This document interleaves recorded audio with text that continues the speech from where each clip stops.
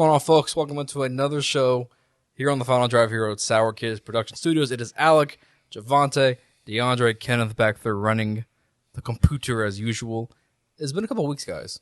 You know, last week Doctor Strange came out, that dropped, that took priority. We're back. We can digest that along with what else has happened in the NFL these last couple weeks. As you folks can see, it's my turn to rep my team's gear this week. For those who don't know, the first week we started the show here, the big Devontae Adams trade happened. Thus, Javante came in rocking his Raiders gear. That's before the trade went down. I was in the car already. Then the week after that, the Tyreek Hill trade happened with the Dolphins. DeAndre, being a Dolphin fan, came in and repped his gear. And I told y'all, I said, wait till my time. The Saints are going to do something. And y'all laughed and said, all right, that's cool. We'll see when it happens. Lord and behold, the day has come. Last week, of course, the Saints make the big move, signing Tyrann Mathieu to come back home to New Orleans on a 3-year deal. And then today, Friday, what's today's date? 13th. Friday the 13th. Friday the 13th. Anyways, they have now signed former Dolphin and Cleveland Brown wide receiver Jarvis Landry to a 1-year deal worth up to $6 million in incentives. It's a great prove deal for Landry to try and prove that, last year was kind of a down year for him in Cleveland, set career lows in almost every major category, whether it's, Jarvis' fault or not. That's a debate for another day. I mean, we've had several debates about this player in particular, but, Makai's not here, by the way. Shout out to Makai, man. He is currently walking the stage right now, graduating at UNT. Congratulations. Congrats to Makai, man. Me and DeAndre, go meet Green. Go meet Green, yep. Javante, Wreck him. I don't know, is that what you do for tech? Oh, just the one? Hey, don't you do that. Don't disrespect us. You don't get to do that. You don't get that kind of privilege. Wreck him. Wreck him. Yeah, look, I might sing the fight song. That's not. Hey, I don't even know our fight song. I really don't. I don't know about I used to. I just know you sway the eagle claw back and forth. I used to, but I forgot what TCU do too. Yeah. Y'all be stealing stuff. Look at you. Y'all are here stealing. But we're Eagles. It makes more sense. Y'all here thieving. It makes more sense. You're the horn frogs. No, but it's the talon. The talon claw. It's 3. Yeah, it's like a bird. What does a horn frog do with this? I don't know. Hey, y'all still from TCU. Let's be honest. Y'all probably still from TCU. Go ahead and continue the story. Go ahead. Hey, we actually play them next year though. We're going. What, you talking about UNT? No, yeah, we played Tennessee plays y'all. Oh yeah, I know. We have like a home and home series. That's 2 losses. We're gonna go to both them games for sure. Go ahead, continue. But yeah, so Makai's graduating right now. Graduated from the College of Business, so shout out to him. He'll be here next week. Nice. And my wife, who is in here. Do you want to come on camera? Is this the first time she's seen you film? In here, yeah. Nice. She's watched the video, she claims. After I go on her phone and watch it. Mom's the same thing. Yeah, Mom's the same thing, but she does it. Yeah, she watches YouTube and everything. Huh? You what? You do? You want to just peep in? It sounds like my mom. Just wave hi. Yeah. She's a teacher now at Stark Elementary. Yep. Like Tony Stark. You on graduating as well. GG's. But, so it's a big day for everybody. We're all college graduates. Anyways, Jarvis Landry to the Saints. It's a big deal. The Saints drafted Chris Olave in the first round this year, obviously addressing their need. And to me, the 3 receivers at the end of the year last year were Traquan Smith, Marquez Callaway, Deontay Harris, right? You've now flipped that into Michael Thomas coming back healthy, Chris Olave, who you drafted in the first round, and now Jarvis Landry in the slot. Along with Traquan, Marquez, and Harris, who are solid backups to have. Yeah. So, to me, and we'll get into the draft in a little bit, but I thought my initial thought post-draft was that the Saints were all in with Jameis Winston, at least for this year, because not only did they pay him, but the Saints, like pretty much every other team in the draft, as we covered it, did not draft a quarterback very high, except, Pickett won the first. Mm-hmm. But, they're going all in with Jameis. You draft Trevor Penning to replace Armstead. You made the big deal getting Tyrann Mathieu. This tells you how the Saints view their team going into this year. It's win now. And I think they believe with these receivers, with Jameis coming back healthy, this is the time to do it. And now in the NFC, where the NFC is relatively weak in my opinion, there's the Rams. The Rams are going to be there. Tampa, we'll see how Tampa goes with, Tom Brady coming back for another year. Who else really scares you in the NFC? Yeah. So, I mean, I think they're going all in. This is a great move for the team. Also for the fans, because think about New Orleans real quick, right? The Pelicans are thriving right now. They had a tremendous season. Mm-hmm. The Saints bring back 2 homeboys from LSU. And, arguably Tyrann Mathieu, when he was at LSU, he was, one of those... people ask me 10 years from now, like, what is, like, give me some of the best college guys highlights to watch. Tyrann Mathieu is going to be one of those guys at LSU because he was that guy. Yeah, at LSU. So it's just crazy that this is the time we're in. Yeah, I love all the things you said. You go on a nice little run. I liked everything you said. You had me almost sold. And one more point I'm gonna make. Why almost? Almost. I think I got you sold. Go ahead, one more point I'm gonna make about the Saints and the front office and how creative they get. This was a team that was $70 million over the cap going into the offseason, right? Mm-hmm. They lose Marcus Williams to the Ravens. Malcolm Jenkins retires, right? So you're thinking, holy crap, what are they going to do for its safety? You're 70 over the cap. You get down. You don't release anybody of importance. Really, they didn't cut a single player to get under the cap and still have money to play with. And yet you got better, in my opinion, you got better at safety with Marcus May and Tyrann Mathieu. Mm-hmm. And you signed them both to team-friendly deals. Mm-hmm. So I'm excited. The cap does not exist. No, it doesn't. Because Jerry and Steven, they're over there thinking the Cowboys had like 20 plus in cap, and they're thinking can't do anything else. All right, let's get rid of Coop. Let's do all this. Yeah, we can't sign Tyrann Mathieu. We can't sign Von Miller. But you look at teams like the Saints and the Rams, even at that, who maneuver the cap, and I think people will say you can't keep pushing money down like a credit card. But at the end of the day, when is the NFL going to end? Right. Like, it's never going to... Ultimately, I don't think it will ever come back and bite you because you could always offload keep pushing it. Yeah. You always can. I also want to point this out. Madden 23. Hey, y'all better add cap restructure on franchise mode. We need that. Imagine how big that would be. I liked everything you said. Yeah, you almost sold me. I did. You sold me on the team, but I still don't see the playoffs. It's a playoff team. I think it's a competitive team for sure. I think with the Cowboys, I think the Eagles, I think the NFC West gets 3 in. We only have 7 spots? 7. Yeah, it's 7. Green Bay's gonna get in. We got 3 from the NFC West. I think NFC East gets 2. Sorry, 6. And Tampa Bay, that's 7. Tampa, the Saints have swept Tampa. I think Tampa Bay wins that division though. All right. I think they come on with the. I mean, think about James Winston James Winston got coming. What? I'm gonna jump in here. All right. You love fighting with me, bro. Yeah, I do, and I have a reason to this time. Okay. Let's see. What is DeAndre? I ain't even gonna lie, bro, because I usually always talk down on the Saints when it comes to you, and I'm like, Alec, bro, like you hyping this team up too much, man. Right. Playoff team, maybe lucky to make the playoffs, but I don't really see them getting far. But I look at the moves that they made, the restructuring, as you mentioned, like they were creative. They got guys like Marcus May, Tyrann Mathieu. Honestly, you look at that receiving core, I think it's probably one of the deepest receiving cores in the league now. And it went from one of the worst to now one of the deepest. And how great is it now that you have backups in Tre'Quan Smith, Deontay Harris, Callaway, who have experience being starters. So if they're always ready to go. I look at it, and they honestly could push Tampa Bay for that division crown. I think they will. I think they have a shot. Tampa lost some guys in the interior part of the offensive line. Yep. I mean, how healthy will Chris Godwin be coming off the torn ACL? And, I know we say it year in and year out, but we thought Brady was done for real this time. Tom Brady's came off what? Career year. And let's also be honest here, because you mentioned the NFC West could get 3 teams, and I take the Saints over that third NFC West team. The Niners in particular. The Niners, or if it's... Because let me ask you, over the Niners. The question is, how much confidence do you have in Trey Lance? Same thing with Jameis Winston. How much confidence have Jameis Winston coming off? I won't say the Niners. I'll take them over...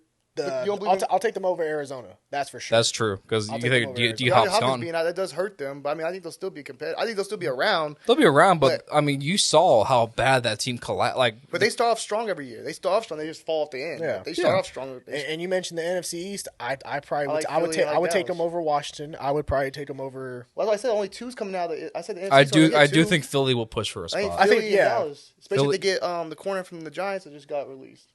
Bradbury. Yeah, I think Philly and Dallas, and in the NFC North, I think Green Bay. So you really only have one spot. I think we do got to give the Saints more credit though, because I looked at their roster last year and the fact that they were even able to they were one game out. I'm not with the amount of injuries that they had and everything. They had a COVID breakout, right? Yep. They went through 4 different quarterbacks last year. You lose Mike Thomas for the year. You know, like we mentioned, this is one of the worst receiving corps I've seen in a long time play for an NFL team. Mm-hmm.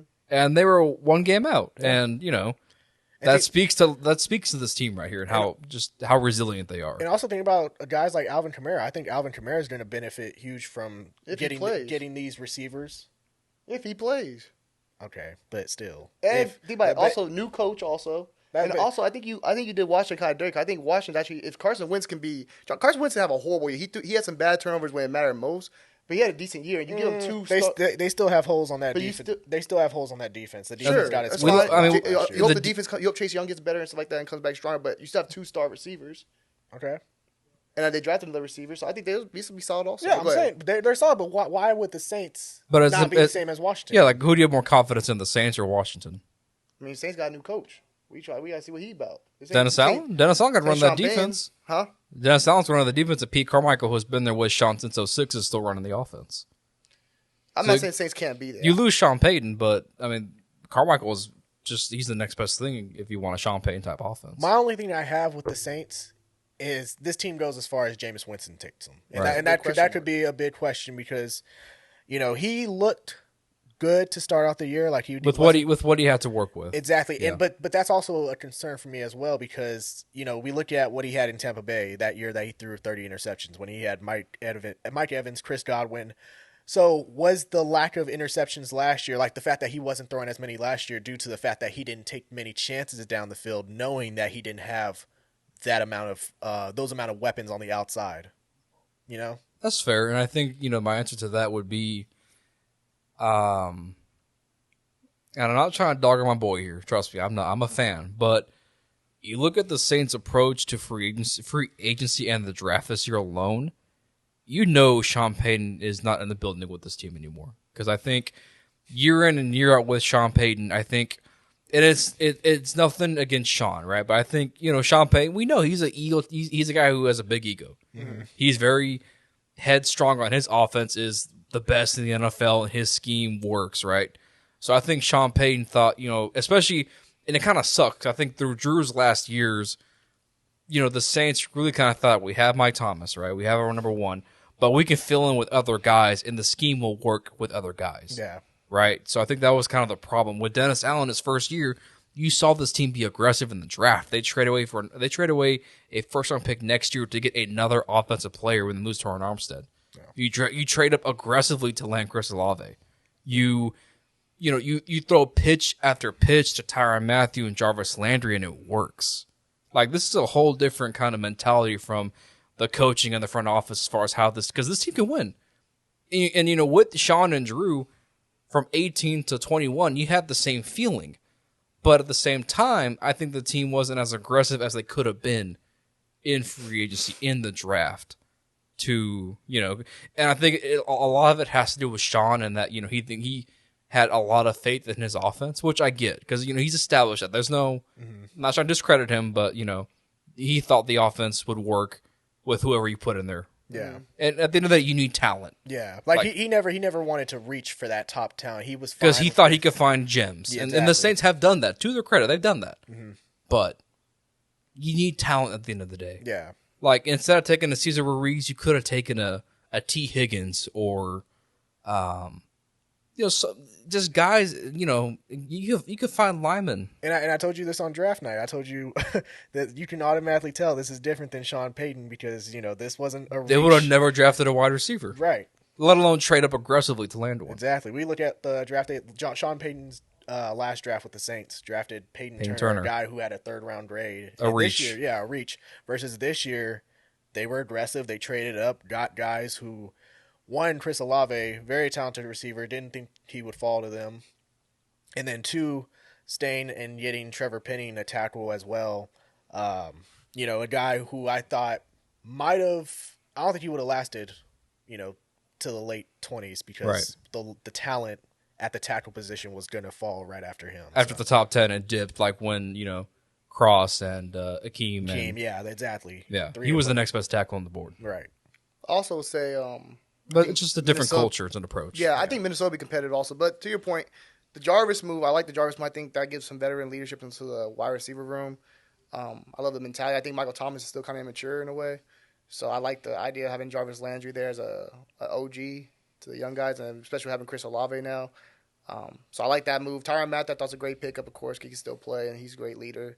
And he has an impact on the field when he's healthy. So I like the move. I'm not knocking the move. I think the NFC – I know we said it's worse than the AFC, of course, because how weak the AFC is. But I think the NFC still has, like, some teams that are like I'll put the Saints on a level like the Eagles, Minnesota, like those kind of teams. I think Minnesota's a solid team, too. I don't think Minnesota's a bad team. I put the Saints with the moves they made. I put them right there with They're right there. Teams. They're the third or fourth best team in the conference. Yeah, I mean, it's definitely going to be NFC? A NFC. fight. They are. Oh. They're right there with LA. LA's LA. Tampa. Tell me who's better than the Saints after Tampa. Rams. I said the Rams. Dallas. I won't put them top Eagles? 3 yet. Based off the moves, I mean, they made some moves on defense and offense. I won't put him top 3 yet until I see Jameis come back. And Green Bay. Top 5? I still put Green Bay. I would put him in that, probably top 5 outside hanging in. Like, as far as, like... Niners? Huh? Niners? They got their whole defense still there. Yeah? Offensively, they're going to be still the same. Trevor, no, they won't. What's happening with Debo? He's going to play. We know he's going to be there. We know he gonna not if Kyle Shanahan lines him up in the backfield. Kyle Shanahan says, "Hey, Debo, hey, Debo, here's the rock. Take it." If Debo's playing, also, I think Niners is still better. You have that much faith in Trey Lance? Think about it like this. Did you think the Bengals were going to be a Super Bowl team last year? No, but I did say the Bengals had everything you would want as far as the offense. The only thing question was the defense for them. But I don't believe it. But I knew Joe Burrow was a franchise quarterback. Jameis Winston, I don't see as a franchise quarterback. I think Jameis Winston's solid. I don't think he's a Joe Burrow. Joe Burrow, we saw that's Joe Burrow. fair. Joe Burrow, his rookie year was lining up. But Jameis can get you the playoffs, and then it's a matter of I think the team built around Jameis is good enough to get you where you need to go. So you put him at 5. You put him top 5, you said? Or top 3? I'm top 3. 4 or 5. Because they're the 4th or 5th. You got him better than Arizona? Well, I'm saying because we mentioned the Niners and how, look, they made it to the NFC Championship game with Jimmy Garoppolo. They were in the Super Bowl just 2 years ago. I know, with Jimmy Garoppolo. But he doesn't turn the ball over. Yeah, that's what I'm saying. That's a big key with Jameis's development is the turnovers officially out of his system where, he doesn't turn over at an efficient rate that he usually does. Yeah. Because other than that, the talent for the rest of the roster is great. It's right there with some of the best. Yeah. The defense is stacked. Home field advantage is a huge factor as well. And I mean, and here's the thing, like I know it sounds kind of crazy, but I really do think with Landry and Tyrann being from New Orleans, Louisiana, being playing at LSU, like that's gonna get the dome rocky. Yeah, like if you have Tyrann Mathieu out there making plays, the dome will rock when Tyrann Mathieu makes plays. They got a little swagger to them now. They've always had swagger. New Orleans got their. I'm not knocking New Orleans. I'm just saying the Cowboys are still legit. But it's different when the hometown boy comes back to play. Yeah, like it's like if remember when Marshawn Lynch came to the Raiders. Yeah, and people hyped it up. It was rocking, but it wasn't winning. But people were rocking with it. Yeah, for sure. I mean, Lynch was obviously past his prime, but it didn't work out. But people were hyped up to see Marshawn Lynch come back home to play for his home team. And I get what you're saying. I'm not knocking anything y'all saying. I'm just saying also Tom Brady. We forget Tom Brady's in the division. Well, he's. I don't see the Saints getting the plus unless they win the division. He's 0-4 against the team in the regular season. They beat him last year with Taysom Hill. Yeah, and Trevor Siemian. I mean, also it depends on strength of schedule. Where do the Saints rank? Do you know compared to Tampa Bay? They're the top half, top third maybe. I want to say. I mean, Green Bay's gonna be legit. Minnesota I think gonna be a legit team also. I think that's 2 right there. The Saints are better than the Vikings. Minnesota. Really? Yes. I mean, why you say that? I think the defense. They made some upgrades. They did some things. I mean, you could say the same thing with the Vikings that you mentioned with the Saints. That's what I'm saying. The Vikings have a completely new coaching staff. But that's why I put them all in the same kind of category. But also, Kirk Cousins ain't reliable. Neither is James. About the same. I've seen the Saints have better talent than the Vikings if you take out the quarterback. Cool. Saints have a better team if you take out the quarterback. I saw a Vikings team lose last year to Cooper Rush. Okay. Cooper Rush, that was a good game actually. Cooper Rush did his thing. Okay, that was enough I saw from that team. Good match this then. Take a look. Adam Thielen missed half the year. And what happened when Adam Thielen was gone? Offense was because teams banked on Justin Jefferson. Yeah, cool. Did they add a third option to that receiving core? No, you hope they got some development, but no, you didn't. I don't think they did. No. Wait, man, okay, still you have Arizona. I don't trust. The Cardinals have done nothing. You said it yourself. You don't trust Cliff Kingsbury. At the end of the season, at the beginning, he always starts off like good 7-1, 8-0. And my thing is he also always starts off strong. And DeAndre Hopkins not playing. My thing also with the Cardinals is that I think a part of why they slumped so hard a year ago was because of DeAndre Hopkins being out. He's out for the first 7 games of the season. Yeah. Mm-hmm. And look, I mean, last year we saw Kyler Murray, kind of take turn a sour face at the Cardinals in that playoff game and then this offseason. So it's like, how committed is Kyler Murray to the Cardinals? Let me ask you this. This is a wild card. The Giants? No. Hell. Hold on. I'm not saying. I'm just saying like the new coach. Maybe he can get the most out of Daniel Jones. There's some athleticism, some talent there. It's just a matter of getting it out. Unless you're telling me that the Giants somehow, in a matter of a couple hours, have picked up a new quarterback other than Daniel Jones, then no, they have no shot. Look, I'm gonna say Washington's still around. Washington's gonna be around. I can see that. I think the Saints are better than Washington. The Saints are better than Washington. I think Washington could be a team like that, but the Saints are better. That's a better roster in New Orleans than Washington. Can't wait for the season to start. I'm excited. You don't hit DeAndre. DeAndre have some hot takes. Also, looking at the strength of schedule rankings, number 1 is the Rams. Number 2, Cardinals. 3 is Cincinnati. 4 is Tampa Bay. 5 is San Fran. Saints are tied at 7 with the Las Vegas Raiders. Yeah, Tom Brady's going to find a way to win games, but I'm not worried about it. Tom Brady's going to win games. It's Tom Brady. Well, the Bucs still a nice team, but like I said, still got Leonard Fournette. Through the regular season, back Gronk. You got another tight end. Through the regular season, they've had their number in the last 4 games in the regular season. They played Tom Brady. Yeah. So we'll see. It's going to be interesting. Regardless, I'm repping the Saints and Batman, bro. I'm repping the gear today, man. I don't blame you, bro. Today's a great day. I was going to rep my Celtics stuff today, but I couldn't rep. I had to go do some things after this. So I could rep. And I will say this. I threw it out there on Twitter earlier. If OBJ were to go unsigned throughout the regular season and wait till he's ready to go to see what his best options are, the Saints are right at the top of the list. Last year, they were heavily in the mix with Jameis Winston at quarterback.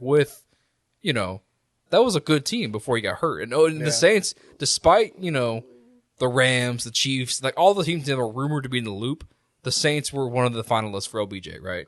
Mm-hmm. You throw in Jarvis Landry now, his homeboy. Tyrann Mathieu. They all played at LSU together.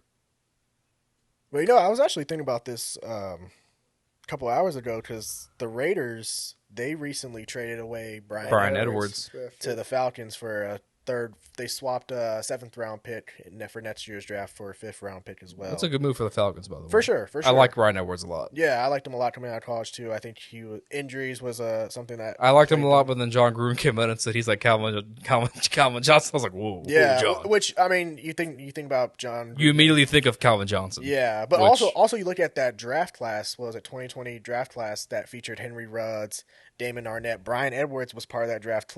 He was probably the best. Well, he was the only one on the roster up until now. So when you look at it, and it's crazy, pull up that 2020 draft class and look at the first 5 players on that list that they selected. They're no longer on the Raiders. So, kind of telling. That's not about talent, though. A lot of that's off the field. Off the field stuff. Yeah. But talent based. Your point with, but my point with this, I was getting Oh no, I was kind of confused. I was confused. I was like, I'm saying this because the Raiders now they kind of have a need at that outside receiver. They did sign Demarcus Robinson from Kansas City, but I could see potentially Las Vegas being interested in Odell. Almost says when November comes around, he's ready to play. He's gonna have a healthy market. Yeah, of a lot of contenders who are gonna try and make a push for OBJ. And wouldn't it make sense? I mean, if you trot DeMarcus Robinson out there right now with Devontae and Hunter Renfrow, trot them out right now, and then hopefully, like you said, with November sign Odell, comes in, DeMarcus falls to number 4 receiver, Odell steps in at that number 2 on that outside opposite of Devontae Adams. He's not a healthy market. It's gonna be interesting to see where he goes, where he ends up. Like if he signs now, if he decides to wait. Wait, what? I don't know if I want Odell. Why? I love Odell Beckham. I don't know if I want him on the team. Okay, I'll have him then. I just think. Look, I love me some OBJ. I love my LSU guys. I just don't know if I want him on the Raiders with that team. Just kind of thinking he's gonna be on. It's gonna be contract year for him. He thinking about contract, trying to get paid. I just don't know, bro. So you don't know if the focus will be there. Yeah, sometimes sometimes too many receivers. Sometimes there's too many receivers. Like I think Devontae has to be in such a pure number one. I don't think we need I just don't think we need Odell like Beckham. a dominant two. I don't think we need a dominant. Yeah, but when we were at because Hunter Renfrow's gonna get his touches too. Hunter Renfrow's gonna be the two. But when Devontae was in Green Bay, we always said Devontae should have a reliable number two opposite. But we already have a reliable number two. Hunter Renfrow's a two. But he's a slot guy. Hey, he catches everything that comes his way, though. He's reliable number two. That's Derek Carr. And we have Darren Waller. Like I'm saying, like we have a lot of receiving targets. We don't really need Odell Beckham. I mean, it'd be cool to have him, but we don't need that. To your point, DeAndre, I think in November I will gladly accept Odell Beckham. I see Odell Beckham like Green Bay Packers. Let him come back home and play with Jarvis hey, Tyrann Mathieu. If he wants to come to Miami, hey, I'm happy. Come be the fifth receiver or fourth receiver. Hey, they'll get him his touches. Sheesh. James Winston will get all the receivers they touch. Chris Olave will get his touches. Michael Thomas. They don't need touches. Michael Thomas, he go what touch? Michael Thomas is a diva. He go what his touches. He's not a diva. Hey, what if? I saw what he said about AB and Colin Kaepernick. I think he saw the tweet. What if Las I think he saw the Vegas? tweets he put out. What if Las Vegas? But was AB wrong though? I mean, I would have said it. Hey, what if Las Vegas instead they go for Julio? Man, no. Hell. See, man, I think Julio's done. I really do. I like Julio in Tampa with Tom Brady. I think he's done. I think he could play with Tom Brady in a minimal role on a minimum contract. I think he'd be solid. I think Indy's still a place I like to see him go to. Yeah, as a number two or number three, as a number two, number three receiver, I think he's done. But it's like I mean, when was the last time we looked at Julio as like? If Julio ain't a number two or a number three receiver, he's retiring. When was the last time we saw? I think he's a three in his career. And I think that's the problem. You have to realize in your career, not to cut you off, Alec. No, realize in your career, I think at this point in his career, he has to realize I can't be a two. I'm a three. That's what I said. I said, yeah, 2 or 3, fine. But you said 4. It might be a 4. No, he's if he's a number 4 receiver, he's retired. Oh, that time, where would he be? Yeah, I'm saying, but if he has to be a number 4 receiver, he'd rather retire. I thought about winning. He still won a Super Bowl, don't he? No, I mean, I don't know. Some players I think look Odell Beckham. Odell Beckham had to take a back seat and learn how to humble himself. When? We went to L.A. He had to humble himself. He wasn't. What you talking about? Humble himself? Before Robert Woods got hurt, Odell Beckham was be like the third or fourth receiver. Right when he got signed, Robert Woods got hurt. No, there was no time. No. He got signed. Robert Woods got hurt that same week. Same week. But I'm saying it's not like he went weeks. But being the number 4. Coming into it, he knew Robert Woods was going to be there. That's what I'm trying to say. He knew he was going to be like third or fourth. He accepted to be part of the contract by committee. Robert Woods was there with Cooper Kupp. Shit, hey. And I think let's see how long he would have accepted that. No, he would too. If Robert Woods was still healthy, let's see how long he would have accepted a lack of targets. Because let's be honest, Deshaun Jackson. He probably could have won a Super Bowl. He could have got a Super Bowl ring, but that's why he did want out because of that. He wanted out exactly. But Odell Beckham Julio Jones is solidified. Deshaun Jackson's not a Hall of Famer. Julio Jones is a Hall of Famer regardless. You put a ring on Julio Jones, it just solidifies him. Well, and I guess to Javonte's point with Deshaun Jackson, he's kind of a one-trick pony at this point. Julio Jones gets a ring. Go out there, run a go route, outrun the guy. And if I'm Julio Jones, can't do a whole lot with Deshaun Jackson. It's not like he has like hamstring and tissue issues. Like if muscle issues, like if I'm Julio Jones, I'm looking at like if I go down to Tampa Bay with Tom Brady, he's gonna put me in a good situation. I'm gonna get my targets. I'm gonna get my bonus because he's gonna give me my targets like he did AB. He made AB look like AB wasn't ever washed, but like he got AB his targets. So I'm saying if I go down there, I'm like I can try a chance to win a ring. Like I'm playing with Tom Brady. I would sign Julio, but at the end of the day, I cannot look at Julio and go, "You're my number one." My receiving group is relying on you to be the guy. I can't do that. No, he's not that place. And I think that's why he's done. I think he's had too many injuries. I don't think nobody's gonna give him a shot. I think somebody will bring which just kind of sucks because I mean, the thing is, how much money is he willing to take? Julio for our generation, he was that guy for the longest time. Ultimate mixture of size, speed, athleticism. I'm telling you, I wouldn't be surprised. There's going to be a team that for a minimum contract. Yeah, there's going to be a team. It'll be the Falcons in a month, 2 months from now, like the Packers or somebody that will sign him to be a number 2. But see, if I'm Green Bay, I wouldn't do that because I'm looking at Julio as my number 1 wide receiver. Exactly. I couldn't do that if I'm Green Bay. Man already deals with hamstring issues in cold. Not really. I think with the Packers, and that's one of the reasons why they traded Devontae Adams. They're kind of in that situation where, hey, we just have this balanced set of wide receivers that Aaron Rodgers to throw to. We don't have a definitive number 1. Right. It's kind of that all around. Yeah, I think Dallas tried that a couple years ago. Those guys don't see themselves as ones though. Julio Jones sees himself as a 1. Alan Lazard, no, he not won. But also Dallas did try that with the Alan Hearns, Terrence Williams. Well, that and Dak Prescott, who was in his second he was still or third young, year, still young, versus Aaron Rodgers, who's a veteran. So right. I'd be cool to see Julio in Tampa or somewhere like one of those kind of situations. I dig that. Let's talk about the draft real quick, guys, because I know 2 weeks ago we did a live draft show. Haven't had a chance to talk about it since. That was a real fun thing to do, by the way. Mm-hmm. So, who do you guys? So I have pulled up Brooklyn's Pizza. Brooklyn's Pizza. Yeah. Yep. Yes, that promo's gone. Hey, go check out Brooklyn's, man. They got some good pizza. Yeah. I have here at NFL.com, they rank the draft classes. Who do you think had the 1, 2, 3?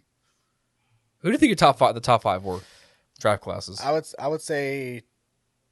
Guess the team, and I'll tell you where they rank. Okay, for sure the New York teams are top 5. Both the Giants and the Jets. One of them is. Okay, so I'm guessing probably the Jets. The Jets. Okay. They're 2. Baltimore. Baltimore's 1. Philly. Philly is 5. 5. Okay. So. It's top 5 draft classes. Yeah. Don't have to come out the draft. One team, I'll tell you, killed it. I thought in the first round. They killed it in the first. They made a big surprise that I think nobody saw coming. Oh, Saints. No, they weren't. No, they traded up for somebody. Yeah.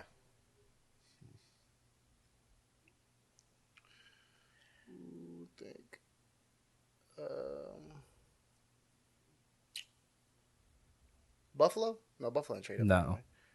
Mm-mm. It was Tennessee? No. Jacksonville? No. No. Think about Oh no, Detroit. Yeah, Detroit. Okay. I was gonna say I was gonna say my hint was gonna be me and you are believers and Javante's not. Or you were gonna say kneecaps or something. Yeah, Detroit. Number 3. The Lions are 4th, by the way. Number 3. Houston. No. This team had a sneaky good draft. I'll say that. Okay. It wasn't talked about as much, but they had a sneaky good draft. They had to be sneaky. I don't even know who. 3 is Kansas City. Kansas City. Oh, okay, yeah. I did like their draft. So let's just start off. I mean, the Ravens, to me, I thought every pick the Ravens made, it could have been in the 7th round. I look at that and go, that's a great pick by Baltimore. Yeah, I mean, honestly, every pick was kind of a steal for them because it was a player who was valued on a lot of teams' boards a lot higher. Kyle Hamilton at one point was discussed as a top 3 player in the draft class. Obviously, his pro day, with his lack of speed, was something that hurt him. Right. But you grab him to pair with Marcus Williams, who you just added this offseason. Great safety tandem. Their second pick was Lindenbaum, phenomenal college center, probably one of the highest graded college centers in recent years. Great for that run-oriented offense with Lamar Jackson in them. And then Daniel Falele, I thought was an amazing pick. Having him, big dude. Yeah, massive dude. We saw about the Senior Bowl. That was a big boy. He's a big one. Exactly, man. And you grab him in the 3rd or 4th round. So 4th round. Yeah, 4th round. Some teams had him valued as a 2nd round pick. So that's a huge steal. His size alone makes him like an interesting project. For sure. I like about Baltimore drafts. I don't think they're a playoff team this year. They're always good. They're always good. Yeah. And then to get a Jobu in the 2nd round, I know it feels like to me the second round is always a round where you pick those first-round guys who have the injuries and are forced to sit out their rookie years. Mm-hmm. But Jobu, we thought, him and Hutchinson, they were the best pass rush tandem coming into the draft. Yeah. And he was a guy who's going to be in the first round, in the top 10 potentially before that injury at his pro day, unfortunately. Yeah. And then I thought the Ravens killed it. The Jets, to me, I thought they won day 1. Oh, for sure. No question. With Ahmad Gardner, with taking Garrett Wilson at 10, and then you trade back and take Jermaine Johnson. They definitely got some talent. I think they're gonna win like 7-8 games this year. I think Zach Wilson's gonna show he can play. I think they won't be a playoff team. I think the Jets could win like 8-9 games. I'm gonna be Jets might be better than Dolphins. Yeah, let's go. Let's not do that. I'm gonna be bold. I'll say the Jets finished 3rd in that division. I think the Patriots finished last. Over Belichick's gonna get taste of reality. Yep. This is crazy. He doesn't know what it's like to be at the bottom of the division. I mean, even then with the Jets trading back and trading up to take Breece Hall, because you look at the Jets last year, they take Zach Wilson, but they get him Michael Carter, they draft him Elijah Moore, they take Vera Tucker, and then in free agency they added Lincoln Tomlinson from the Niners. They added C.J. Uzomah. And then now you had Garrett Wilson. You had Breece Hall to that offense. I mean, Zach Wilson is probably the best. He has the most set up for him to succeed among all the rookies going into year 2. For sure. Sam Darnold's like, where was this for me? Ask Adam Gase that question. Yeah, I know, right? At his high school field day press conference. I like Zach Wilson. I like the Zach Wilson moves though. 'Cause I think Zach Wilson can play. He showed you something last year. I think he did. He showed you the something. lack of just talent around him was just the problem. I think now the line's getting built up. I think the defense is going to be solid. Robert Saleh, of course, but I like the receiving core. Corey Davis and them boys. So yeah, and Corey Davis didn't even play much last year, which is real reason why Zach. I think Wilson, they got two good backs too. So I like the backs. Yeah, Carter I think and Breece Hall. They both complement each other very well. Yeah, so. and then you take one of my Ruckert from Ohio State in the 4th round. Yeah, is a real good developmental tight end which is crazy because you look at they signed 2 tight ends in free agency. They signed both C.J. Uzomah from Cincinnati and Tyler Conklin from Minnesota. So never have enough. Hey, Jets, Jets. Where's Fireman Ed at? Hopefully he's back being a fan. I don't know. With the Lions. Oh, here we go. We got to talk about these guys. Yes. Oh, we got to. We have to. They're hard knocks. This is no primetime games. This is a Lions friendly podcast. I thought the Lions killed it when it shocked me when they took Jameson Williams, but at the same time I loved it. Yeah, because I just think you can be patient with them. You can be patient, and also, I mean, to me, it shows you that you're more than comfortable with running it for Goff for one more year. Because I mean, look, Goff wasn't terrible last year. Yeah, he wasn't. He wasn't terrible. Like he's like low second, third quarterback. He's a top 20, 22, 23 quarterback. He's not the worst. If Goff is starting, that means his girlfriend is happy. So that's what matters to me. I think you simp. He is, bro. He really is, bro. I can't do YouTube videos with this man, bro. That's like the most crazy thing. Man, I can't believe we're talking about Detroit. We got to. I have no hate for Detroit.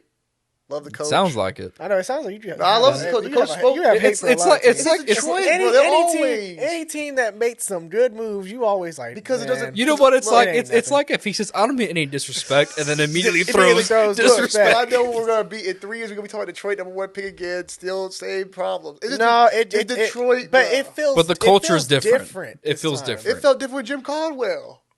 Yeah, which was a dumb. It was a terrible idea to fire Jim Caldwell. Management said, we ain't losing. But we're a little too successful. We're not used to this. But when they fired Patricia, you thought that was the low, and then you saw this Lions team last year. They fought. This is the Lions team that was resilient. They fought. They kept almost every game close. Yep. And you saw something you can work with if you're Dan Campbell in the future because you had the picks from Stafford for sure. And, at the moment, Goff isn't the worst quarterback in the league, so you can play with Goff for now until you find your right quarterback in the draft. I just feel like I love Dan Campbell. I love the energy he brings. I just feel like after a while where you're not winning, I don't want to hear that shit no more. You know it's what I mean? you too. But yeah, that's the thing. It's a rebuild. Detroit has literally gave Dan Campbell the kind of like that reassurance that, hey, we understand this is a 3 to 5 year project. Do that. Yeah. I'm curious. And I think up to this point, I've liked everything the Lions have done. Where's Matt Patricia's help? They have Matt Patricia down. No, but Patricia signed all the Patriot players. Yeah. He thought he could make it the Patriot way in Detroit, and that didn't work. No, I like the team. Look, I have no hate for Detroit. Detroit fans out there, I have no problem with y'all. You say this, but then you throw all the hate. Okay, I'm not the only one. I know y'all. Y'all ain't gonna play me. I know on Thanksgiving Day with I know on Thanksgiving Day with the Detroit Lions are playing. That's when everybody's taking their nap. I know. I'm actually excited to watch them on Thanksgiving Day finally. I watch it. You are such a. Y'all be capping. What are you talking about? Ask Kylie. Ask Kylie. On Thanksgiving from noon to 8:00, I'm watching football. Okay, but you're out tuned in. Like, you know what I mean? You probably tap it out, take that little nap, then wake up. Oh, okay. Oh, score. Okay. What I'm saying is, I think they might be more fun. They're more fun to watch now than they were. Yeah, and I think and to the credit, like the Jets with Robert Saleh, I've liked every move. Hell no, you ain't getting off the day. Both Saleh and Campbell, I've loved every move that both teams have made through this rebuild. I'm with y'all, but DeAndre, you ain't getting off. DeAndre literally told me, man, why do you keep giving Detroit Thanksgiving Day games? DeAndre literally told me that we were hanging out talking. I mean, they do get blown out, but they do. But I'm saying nobody watching this. But no, what I said, and you take my comments Out of context. Out of context. Out of context. What I said was that why do you give Detroit these teams that like they're the Patriots? Like they aren't. Who they would playing, you give them to beat? Who are they playing right now? They got Buffalo this year on Thanksgiving. Why give them Buffalo? That's what I'm trying to say. But that's what I'm saying. Give them Minnesota. Give them Minnesota. Give them Chicago or something like that. You know why? Because we want to see the good teams play. They should. This is what I'm saying, bro. I want to see like Buffalo versus Shit, give them Dallas. I think Detroit might actually win against Dallas. Dallas. You get disrespectful. I'm not a Dallas Cowboys fan. You never know. You never know. Oh, we know how it goes. Usually the noon game, which is the Lions game. That's always that's when we take our nap. That's the most boring. That's game. when you still cook. You finish up cooking. You might eat. But I'm watching it. The Cowboy game at 3. It's either that's why I'm it's either very entertaining or it's kind of crappy. Exactly. Yeah. And the night game's always like the headliner. Last year's late night game was trash, but I know you watched because of the Saints. But that shit was. They kept it competitive for a half. They kept it competitive for a half. Can we just talk about this for the schedule real quick? Is how the NFL is kind of changing in a way, like as far as how its presentation. Because we look at it now, we got it's a whole event. Yeah, it's a whole event. We got Christmas games now. See, this is why the NFL it fell on Sunday this year. Well, that too, but still. But my thing with the NFL is you're looking this is how it's done right. Like the MLB, the NBA, like the NBA. What's crazy for the NBA? For the longest time, Christmas Day games were NBA games, but now the NFL football's gonna be on. What are you going to watch? NBA games. NFL football. I might prefer NFL football because the Dolphins play. Well, they did a nice touch with the Dolphins on Christmas. Christmas. But no, let's look at it like this though. Christmas Day, Christmas is about week 15, 16 of the regular season. Yeah.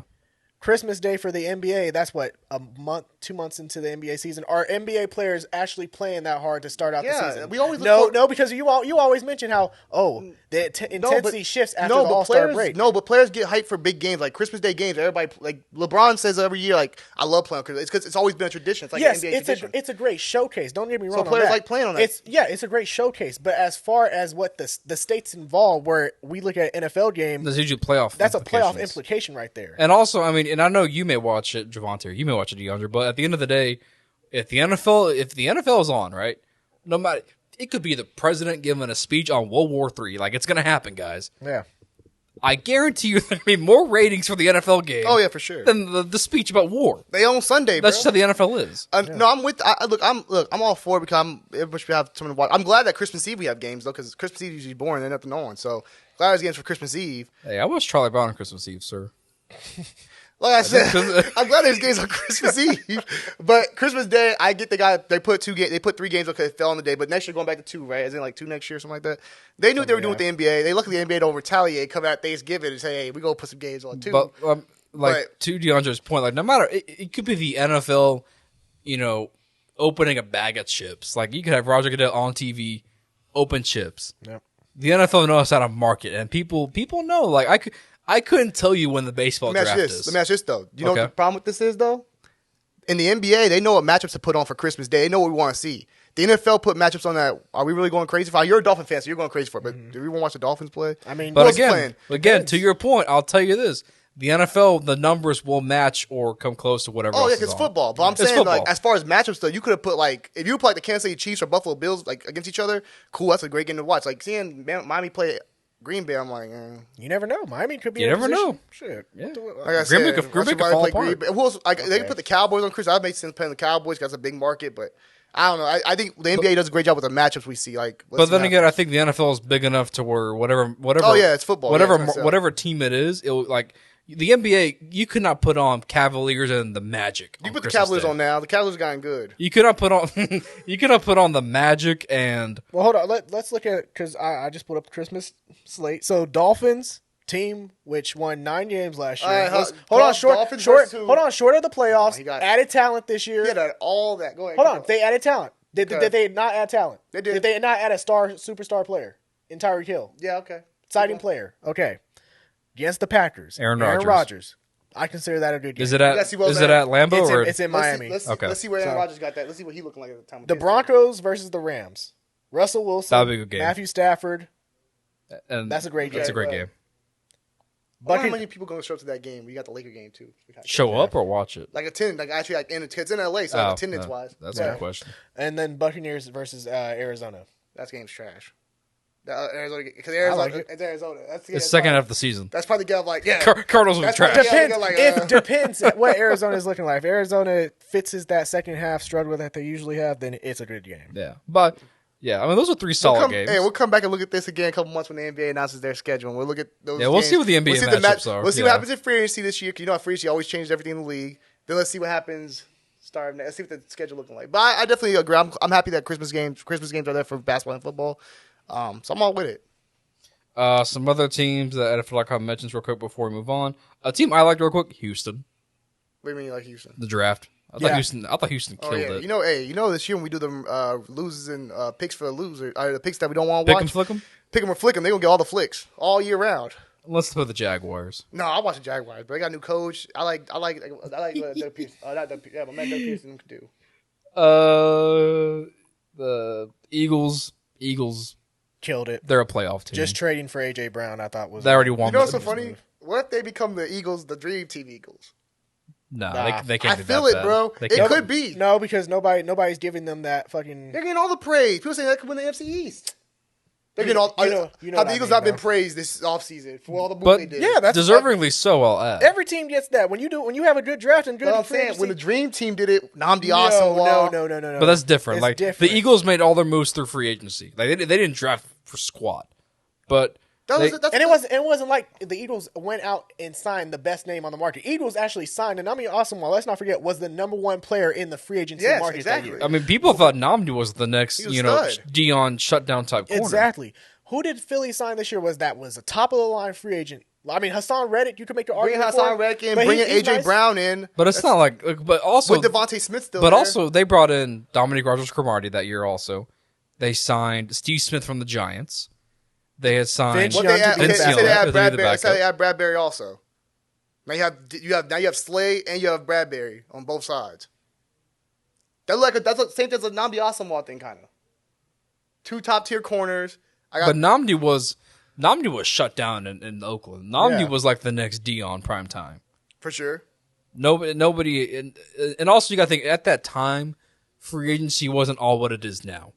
Like Nnamdi was the first superstar, generational talent type player to get a huge lucrative deal on the open market. Yep. Because the free agency in 2011 isn't what it is now.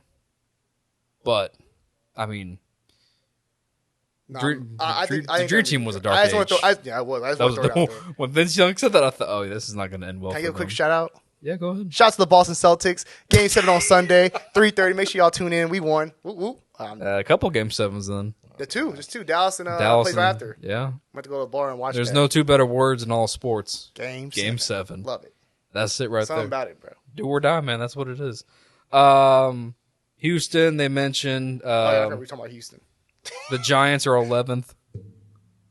The Titans are 12th. Well, I was going to point out the Giants. I really liked their first two picks. In the first round, getting go the line and defensive line with Kayvon I worry about Thibodeau. him a little bit. I like just it because the market for the Giants. I like it for that specific team just because you look at who they hired as defense coordinator. Don Wink Martindale as defense coordinator comes from Baltimore. Who knew how to use those kind of edge rushers similar to that mold that Kayvon Thibodeau plays. Right. I think he's a talent. I just think in that market of being in New York, it's just like it's just a different place to play. Who do you guys think was the worst graded team? I think the Patriots. They had to be. It was the Patriots. Cole Strange. That was. Okay, let me. Hey, Bill Belichick gonna prove y'all wrong. Watch. Cole Strange is probably gonna be like a perennial All-Pro. The Pro Bowler. It's one thing to reach in the first round, but then to follow that up and reach in the second round by choosing Tyquan Thornton out of Baylor. I understand he ran a fast 40 at the combine. But we give Bill Belichick the benefit of the doubt.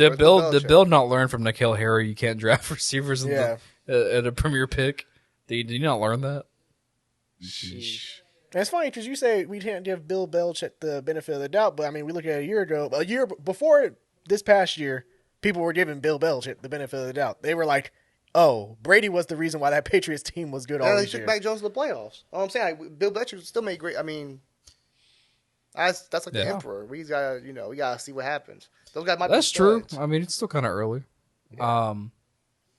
But yeah, so we got about 10 or so minutes left. Let's turn it to you boys over here. I know what direction we're going. We can talk Doctor Strange, or what do you guys want to do here? Yeah, we can talk Doctor Strange. Quick question. I got something to say right before Doctor Strange. Y'all saw. Okay. Saw. Okay, go ahead. I think he saw it. Okay. You see it yet, bro? Oh, okay. I ain't gonna spoil anything. But I had a quick thought. I mean, you can spoil it for Kenneth. Yeah, I kind of feel guilty. Oh, for the I had a quick question about. Okay, so in the trailer, you probably know it's been dropped now. You've seen it. Avatar 2. Curious what y'all thought. Trash. Don't care. Don't care. Ooh, hey, look, you never give him that look. Hey, you Trash. They give me all the time. Overrated movie. Outside of the animation and the graphics in 09. Get him. The plot is trash. The plot is basically Pocahontas. The first movie was. The second movie like something different. The second one is trash. It looks different. Tell him. No, I mean, but You see how you acting, bro? but the franchise in entirety, it's overrated. The first movie was just a more basic story. I'll give you that because it was like a. No, that's what I'm talking about. I'm not. That's why I don't care for the second one. Because you watched the trailer, right? I saw the trailer. It looks cool. different. He got kids. Now look, it's a little bit advanced in the future. I don't know. See, to say it's Pocahontas, that's like saying It's a white man coming into a like, foreign land. But that's like saying John Smith took over a damn Indian body. Okay, well, not like that. I know what he's saying. He's trying to say like as far as like the intruding a land of natives and trying to find something of gold or something like that, and imposing your own power. Yeah, exactly. Well, shit, that's a lot of Native American movies. I mean, that's real life if we were to think about it. Yeah, exactly. But what makes that a good movie? But that's the thing with Avatar. It's like it takes that story, but it spans it and makes it like as far as the visuals, like it goes deeper with the visual quality. I'll be real with you, Andre. Outside of putting your little hairs inside the horse thing, I don't remember anything else about that movie. That's how bad it was. That's only I had another word for hairs, but I'm not going to say that. I don't know. And also, you look at it from a character's standpoint. You know, it's a guy who lost his legs. Who's the male lead in the movie? Sam Worthington. He's been forgotten in acting just because he's had a lot of incidents outside, you know, like arrests and shit like that. That's why he's kind of Avatar. Definitely look. I told beforehand. I said it's overrated. I didn't know if I cared anymore because the original came out in 2009. I was still in high school. Okay, so I didn't know if I cared anymore. But when I saw that trailer, it just looks so beautiful, man. It just the James that's how they get you, Javante. But I expect this story to be good. Look, if the story's not good, this movie's getting ripped up from. I'm ripping it. Yes, because you had over 10 years to write a story, so I bet the story's gonna be amazing. Okay, let me ask you. You know what? I have a question for you because what's up? Avatar, it's like what's up? It's like what's okay, Avatar, it's like all right, you know what, this movie's gonna be trash, but yet you're willing to see every Fast and the Furious that comes out from now on. They built something with that, okay? Did they? No, it seems more like they. No, that's an Oscar winner. It seems more like they've torn everything that they built for the first 5 films down. Okay, but I actually enjoyed the first couple of Fast and Furious movies. I didn't watch Vin Diesel pull out his hair, put it in the horse's butthole, and control it. That's weird. I mean, I saw him. I mean, sure, they put a Pontiac in space in the last movie, sure. Kids like he ready to throw that That's fine. at you. That's cool. Keyboard at you. That's cool. Like, what's this man talking about? I saw a Pontiac go in space. That's cool. That's whatever. No, I think it's unique because it is like the visuals and everything else. Like the story's kind of different. Javante, that's how they get you in. That's how they bring you in. This second one I believe it because he already wrote 6 other movies. He took 10 years off. You know that movie had 487 million views, more than Star Wars. Okay, let me ask the 3 of you this question. The reason why he took so long to make this movie specifically, he wanted the technology to be better for the water. For the water, yeah. Like I think the first movie pushed boundaries for film. I think the second movie pushed simple question. Let me ask the 3 of this question. Okay. Is Avatar worthy of being the highest grossing movie of all time? Yeah. Yeah. I mean, it did it the first time. I don't see why I can't. Is it the best movie of all time then? No. Because by that logic, if it made the most money, people liked it the most. And therefore, no. It's the best. Let's go the same. Because do you think, would you consider Avengers Endgame better than like Titanic or something like that? Like as far as a film? Yeah, Titanic's stupid. It's a. There was more room on that door for both of them. People love the story. Like, look, I think like this. Shit, like, hey, Captain Marvel made more than fucking Batman versus No, Superman. it's like I'd rather watch Batman v It's like when you listen to like, Captain you know what? Sheesh. Go back to the 70s or 60s, or look at King Kong. Like things that like revolutionized and changed like your perspective of like how you visualize things. Always gonna be like high grossing. Like Avatar changed CGI, how we look at things. That's fine. That's cool. That's why it's high grossing though. But what it's I'm telling you, everything goes about the movie from a filmmaker's perspective. Let me see the top grossing film. Sucks. outside of the animation and graphics, which at the time, I'm going to say, they were groundbreaking. Like, that had never been done before, right? Mm-hmm. But everything else about the movie that's supposed to make it a movie was not there. So you have Avatar, Avengers Endgame, Titanic, Star Wars, The Force Awakens should be number 4? I asked you the question, not me. I told you the movie's trash. But and it shouldn't be worthy. I like Avatar better than Star Wars. But Force Awakens. You look at Avatar, like the first one, you compare it now visually, it's still better than a lot of films now. It is. That's what's so crazy about it. DeAndre, take out the visuals. Is it a good movie? You do this for a living. It's solid. Review the film for me right now. I still enjoy it for what it is. And what is it exactly? What's the story like? I mean, look, a bunch of white men come in and impose their power. Pretty much, yeah. I mean, hey. But it does do unique things that like are different. Like it gives you. It's like, you put your hair inside the hair connection to the connection to the earth, like to the planet. Hey, Pocahontas' father said it right. These white men are dangerous. The way. I mean, it's hard to explain because it's just. I rewatched it again. You should rewatch it. Make him rewatch it on Disney Plus. I rewatched it a couple nights ago. You know what's funny though? Because a week ago, I'm gonna say help him with this man. This man will put the gun in my head and shoot me in the head. No, because I gotta call you out for this though. Because before this second trailer came out, you were like, "Bro, Avatar is so overhyped, man." I ain't honestly. It's let me say why. Okay, like look, I'm not even looking forward to it. But go ahead. I just gotta point. I gotta point that out. You literally stupid. You just literally trying to change the. We were on a run. We had him on the ropes, and you literally just switched it all. You did not have me on the ropes, sir. No, why I said by that because I said the first one came out in 2009. I was kind of just at the point. I was like, I don't know if I want to see this anymore because first. Also, I was so waiting for it. Look at this. This looks amazing. There's something about this. There's something about it. I can watch the water. It looks beautiful. I can watch a PS5 cutscene and it looks just like this. Get the fuck. Kid, give me your opinion, dog. Jump in here. Give me your opinion, bro. Okay, but I'm not. But what is the plot? And what James Cameron. It's James Cameron, one of the greatest directors of all time. So you have to trust it. But the first one is trash. It wasn't. The story was more basic. I give you that. Like the main key point. Look at this. This looks amazing. Is this Halo or is this Avatar? Oh, don't talk about that Halo shit. That Halo shit. That's a whole different story. This looks amazing, bro. The way it looks. I think it's potentially a good movie when the trailer makes you stand out compared to like having the story. Never one of those stories. Yeah. Facts. But that doesn't make a movie good. If you rely on graphics, animation, you have no substance. Look. It's I gotta say this. I love Marvel, but Marvel relies a lot on CGI. Okay, let me ask you this. But I love it though. Don't get it twisted. I love it. Okay, let me ask you this. Okay, let me ask you this. You're at the donut shop. Pick on a donut, right? You want a jelly-filled donut. You say, you know what? Today is the day I'm getting a jelly-filled donut. It looks good on the outside.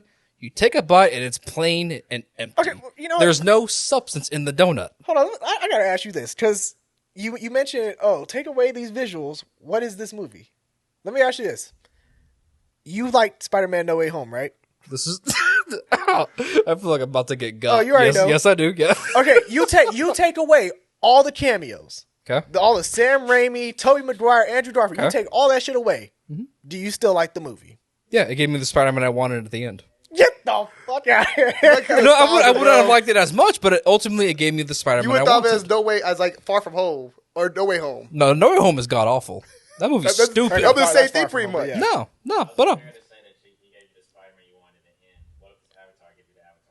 Yeah, there's no Avatar I want. They're making 5 more movies. Of what? What are they going to do? Impose their will on other planets? This is a whole planet, right? It's a whole planet you have, right? Oh, they're gonna pull some Columbus shit. Well, they're going continent to continent and impose their will. You're also developing new islanders. Like this is gonna be a new tribe we're gonna learn about that lives in the water. So it's gonna be some new stuff. Like they have so much land. So they'll put their hair in fish and control them. They actually do show in the trailer. We're getting these characters at advanced because they age like slower. So like these characters, this might be like 30 years from the first one. So like you see that he has kids and stuff like that. It looks amazing. This is gonna be good, bro. I don't. So you're saying from the first one, it's a big ass time jump. Yeah, because they have to explain everything. They're gonna go, oh yeah, I had kids. I mean, let's be honest. It's kind of like the same thing as Planet of the Apes. Yeah, Planet of the Apes took a time jump. Hey, you don't slander the monkeys, all right? He had a kid. That's a great movie. That's a great trilogy. Blue eyes. Yeah, he had a kid. But look at this. Right. That's the Loch Ness monster. And I think what makes Avatar special is just not like just the people, but also just Pandora in general. Like it's a beautiful It's honestly, like if I had to rank it as far as like top places I wish I could ever explore in real life, Pandora is one of them. Also, DeAndre, I think this probably DeAndre. What? I could go down the street right now to Grapevine Mills, go into Rainforest Cafe, get the same experience. And then I look like this also.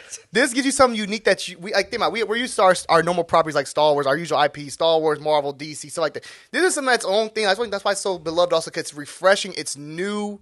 It's its own thing. It's not Star Wars or something we've already seen, which is why it gets love. I think it's gonna be good. We'll come back here in December though and talk about it. You like what do you think? You like Avatar?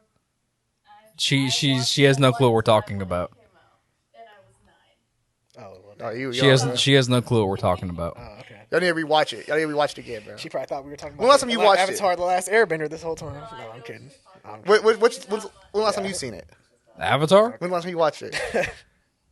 Go on Disney Plus. I'll rewatch it. Rewatch it.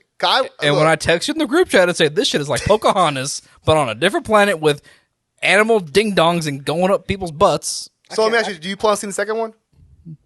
I'll wait for your review to come out.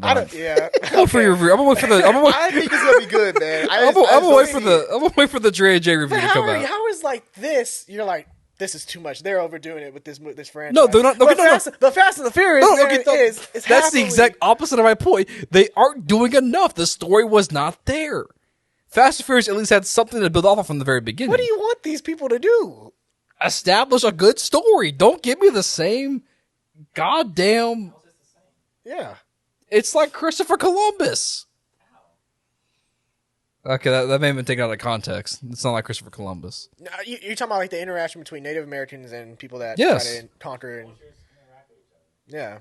And also those stories are meant... That's honestly how movies are. Movies are transcendent over time. So you look at a piece like Avatar and how it's foretelling this certain story, but in a different light, in a different way.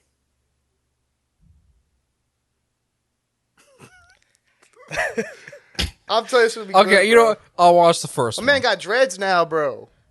It's gonna be tight. Mark Sanchez had cornrows. What is that supposed to do for me? Look how beautiful this looks, bro. Look at these scenes. I can watch Tarzan right now and get the same kind of view. The live action?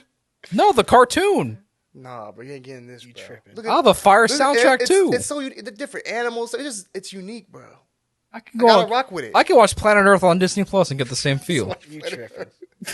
You are tripping. I'm gonna be there day one, but but I didn't see it just past like 480 million views. Like actually past Star Wars, like the recent Star Wars movies, for all time for the trailer review. So that's crazy. I remember seeing.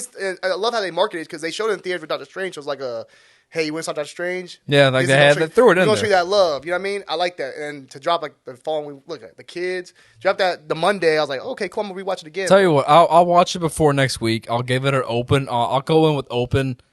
I'll go in with a blank mind.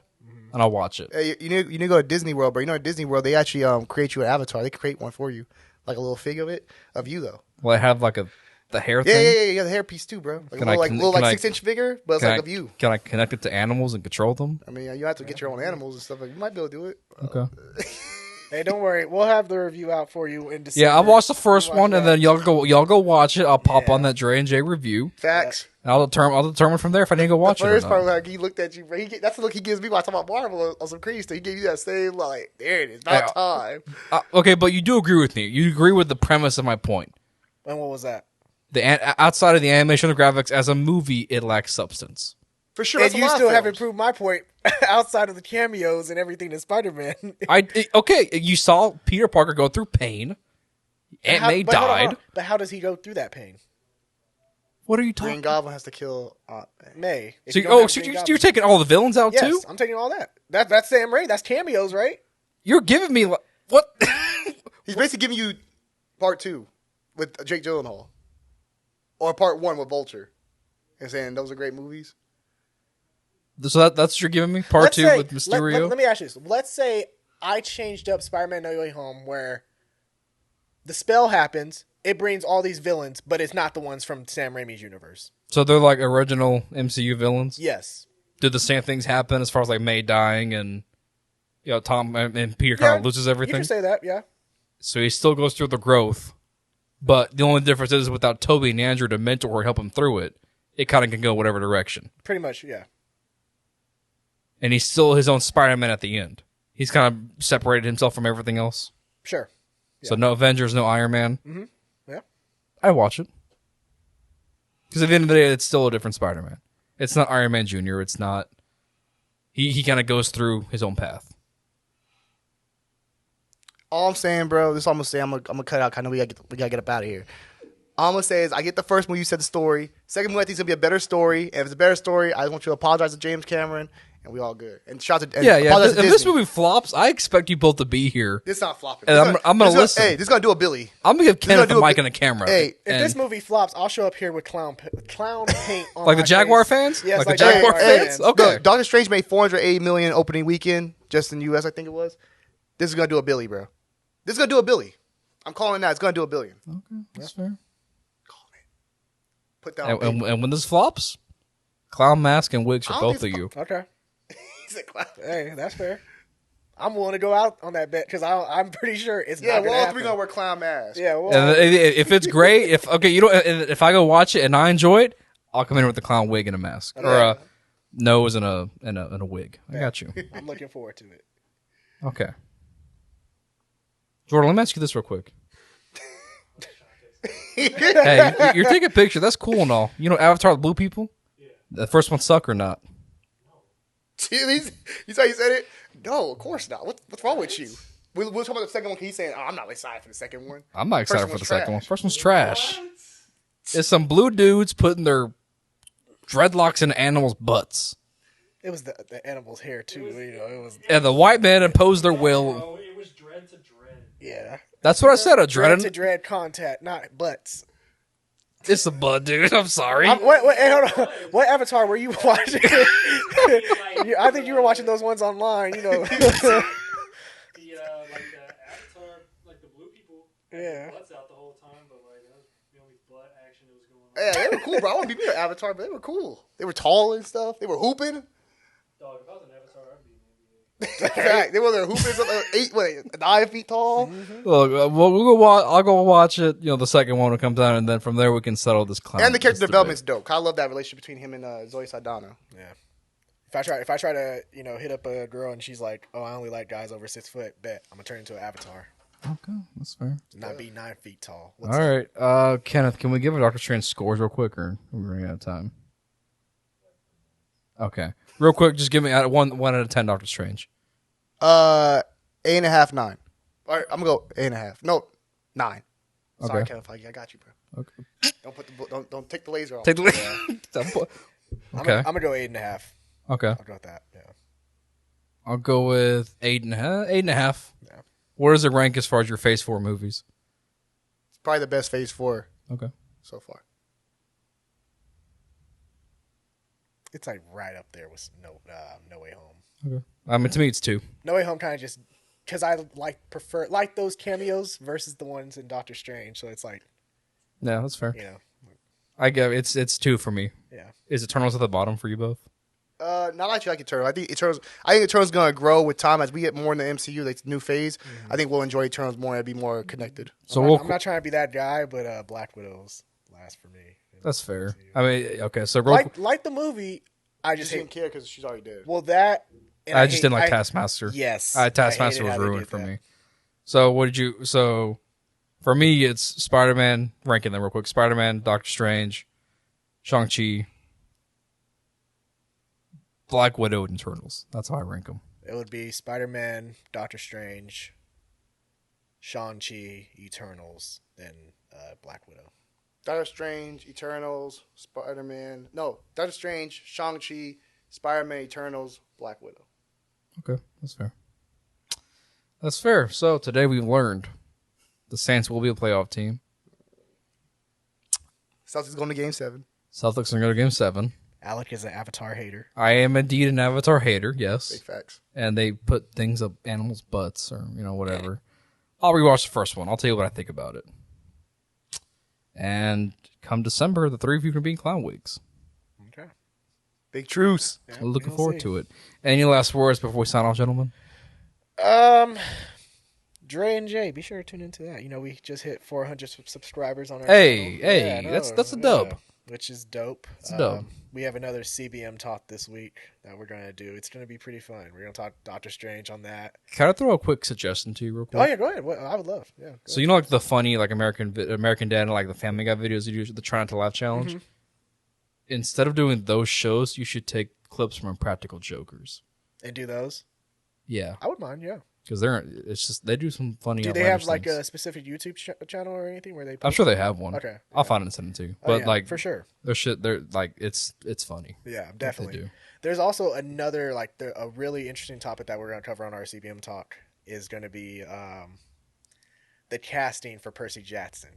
And the Annabeth casting. I'm excited about Percy Jackson. Yeah, I'm excited about it too. But we've always had this argument about, you know, different colored actors taking on these roles, and you know, especially with Little Mermaid as well. So it's going to be heated. It's going to be a heated debate. So be sure to tune into that. But otherwise, happy for your Saints. Congrats. If you talk about Avatar in this heated debate, please let me know. I will come in there. Oh, I know. Okay, we're on the same page. Guys, do not forget to like and subscribe. If you have any questions or like, if you want to just shoot us some questions, we'll show them here on the screen. We can answer them, drop them in the comment section, drop the subscription, and I think that's going to do it, gentlemen. Any last words, Javante? Hope y'all enjoy y'all weekend. I'm going to turn up. Hope y'all turn up. Celtics Game 7. We winning. See y'all in the conference finals. Truce! On that note. Butts in 7. That's going to wrap it up this week, folks. I hate it, bro. See you guys next week. Sour Kids Production.